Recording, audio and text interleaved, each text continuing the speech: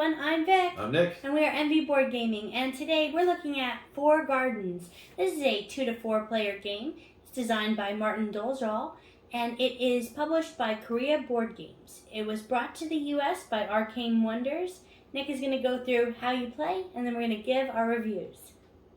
All right, we're set up here for a 2-player game of Four Gardens. To set the game up, we're going to rotate this. This can all be randomized right here, so the resources are randomized, but you start at the bottom, you go to the side with the 3 resources, whichever resource it might be, in this case wood, and then you descend. So 3, 2, 1, 0 up here.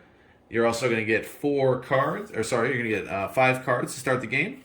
There's going to be a market of 3 cards here. You're going to get your planning tile of your color. Along with that, you're going to have your color right here. We have gray and black. They're all going to start at the 3 value for each color. Right there. We're going to have these bonuses if we were to complete a landscape, and you are then set up to go. So, how you're playing the game with your 5 cards, these are multi-use cards. They all have different colors at the top.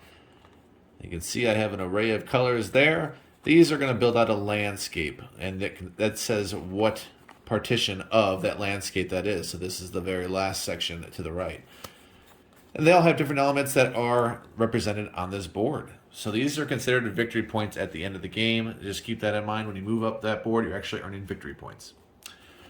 On your turn, you have a variety of actions you can do. You can just play a card to your tableau if you would like. You can go ahead and say, I'm going to lay some groundwork. So I'm going to lay that right tile right there. It goes just like that, saying that now you're going to work on that groundwork. So that is one action. You have 3 of them, and you'll always spend a card to do an action. So you'll know when you're done because you'll have 2 cards left. So that can be an action. Another action I can do is to go ahead and rotate the pagoda and then take resources starting from wherever the base of that arrow is. So if I were to do this, I would rotate the very top of the pagoda, left or right, 90 degrees, and then I would take down. So if I did that and I really wanted, I want grass. So I would like this not to rotate to the stone because then I'm forced to take all this stone that I don't want. So I would rotate it this way in this hypothetical scenario, and I would take 1 stone, 1 water, 2 grass. I would not take this 3 because you only have 4 slots in your planning tile right here. So you don't want to, you cannot go past that. You could not go ahead and put it on your groundwork just yet. I am going to take 1 stone, 1 water, 2 grass, and I'll put it in my planning tile right there. I could not take any more because now it's full. The other action I can do, so that this card is gone because I used it for this portion. That's gone. And I can now use one other card. And it doesn't matter. This be a burner card, whichever card I don't want. So maybe I don't want this one. I would then use the wheelbarrow action right here. And I would go ahead and load up my planning tile, load off of it. So I will discard this, do the wheelbarrow, which means I am going to go ahead and get rid of all of these. In this situation, I didn't play optimally, but this is just an example. I would then put my grass right on this groundwork. And these, I have a choice, because since I'm not using them, I could discard them or leave them in my wheelbarrow for later. If I were playing optimally, I probably would have played one of these cards, like this one right here. I definitely would have played that in a regular game if I were thinking about it, because then I could spend these and have an all-clear planning tile. And go ahead and put those out there. And those would be 3 actions if I were to do that.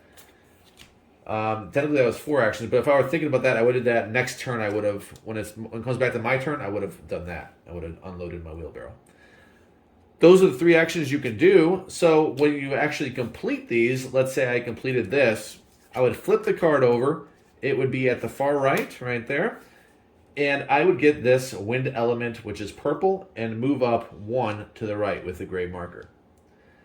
If I were in a scenario where I went ahead and moved to the 10 and had to move again, I would push an opponent of my choice back. In a 2-player game, obviously I only have 1 opponent, so they would go backwards. If I did it again, they would actually fall off the board, and they would not actually be able to score purple at all, ever. And I could not actually move up anymore either. Purple's dead. The gray player will get 10 points. The black one will get 0. Now, if I were to complete another one in this landscape, I would move up the purple again, and I would move up the one I just completed. And you're going to keep doing this. So you can see there's 5 slots in this. So when I put the 5th one out, I am triggering off 5 elements. This will always be wild. From round to round, I don't care what I did initially. It is wild every time I trigger it. So in a scenario when I did all 5, I would move 5 based on the elements that I have in all 5 of those cards. Also, if I did 5, that means I completed a landscape. Well, when you complete a landscape, you get one of these bonus tiles. You can choose one of those. This one is an extra slot in your planning tile. This one is 4 elements of your choice. You can go ahead and put them right on the card if you wish, or you can put them on the planning tile. This is one of the only times you'll actually be able to put it right on your groundwork. The only other time you can do that is if you had a wild right there. I had one of those. Let's see if I have it in my thing, for example. There it is. That is also saying you can put an element right on your card. These are the only type of symbology that means you can put it right on your groundwork. You don't have to use your planning tile. All right, so you're going to keep playing. In a 2-player game, that means you're going to play until there are 10 landscape cards flipped like this. One of those players triggers it. You're going to have equal amount of turns. That will trigger end of game. You're going to count up your points on this board, however many points you got in all 4 of these elements, and you're also going to get any victory points you may have collected via these bonus tiles. These descend down to 1. So in a 2-player game, you really only need the 4 and the 3 because you can only get 1 of each tile. You can never go and double dip on these tiles. You get 1, your choice of what you get, and there you go. That's how you play 4 Gardens. All right, and we are back for our reviews of 4 Gardens. So this game right away, when you see it, it is very pretty. It has a giant pagoda that rotates around. So the table presence, like right away, you think, what is that? What could that game be? What am I doing in this game? And the component quality to me was really good. Like the little pieces for each resource type looked really nice. The colors were good. The moving up the track, everything seemed pretty straightforward. I liked the cards and the artwork on it. So altogether, the game was very pretty, and I would say pretty impactful in terms of what it looks like. And the game is not too difficult to learn, so I like it. I like the things that you can pick it up pretty quickly. You play your turn pretty fast. You get 3 actions. They're pretty straightforward actions. Nothing really gets too wild, and I don't think you have. There's some thinkiness. You have to think sometimes about what card you're willing to give up to use the action, and what order you're going to play out the cards so that you can hopefully turn the pagoda in the right way to get the resource that you need. And then when are you going to take those resources off of your planning area and move them onto your actual landscape? So it's got a lot more to it than you first imagine when you see the card game. So I really like this game. I enjoy playing it at 2 players, and I also like it at 4. It doesn't really seem to be better or worse to me, depending on the player count. It was pretty equal. I don't really have much negative to say about the game. I feel like there's enough depth to it that you're actually able to think about the turns you're doing, and like I mentioned about how you're going to use cards and things like that. So I can appreciate that more than just a game where you're just picking up cards, you're hoping you draw the card you really want. I like the agency in drafting certain cards where you can choose to take one off the top of the deck, or you could go for one that's available in the marketplace when you replenish your hand. So it just feels like you're in control of so much in this game, and how you're going to play it. And it's kind of a race game, and a little mean with knocking people off of the score chart. So my score for this game overall, very positive. I gave it an 8.7. Really enjoyed playing it, like I said, and I don't really have anything negative to say. Maybe that it ends too quickly. Yeah, it can. It can. Yeah. 10 landscapes and you're done in a Mhm. 2-player game. I believe it just 8 and then 7 maybe. I can't remember all the other player counts. Or maybe it's 9 and 8 for 3 and 4. So yeah, it does end a little quick, but that's not a negative for me. I guess maybe the cubes are they get a little bored, little cubes. That could be The better. score track for sure. That could be better. Yeah. So first of all, shout out to Billy Indiana who corrected we actually did a review on this game, and the next day I think he let me know that I had a rule wrong, or 2 rules, and I think I just got cocky. I mean, this rule book here is very simple. This is a very simple rule book, and we play a lot of heavy games, so when I saw this, I didn't give it the respect it deserved. I just looked at it and said, yeah, got it, okay, yep, see that, got it, I know what they're trying to do. Well, my cockiness proved to be, my downfall, because we had to delete that video, and now I taught it correctly, hopefully, and, the game did improve for me. I gave it a 7-3. Vic still gave it 8-6. She still liked it, because the thing is, there's still a lot of, it's just how it's played. Let me explain.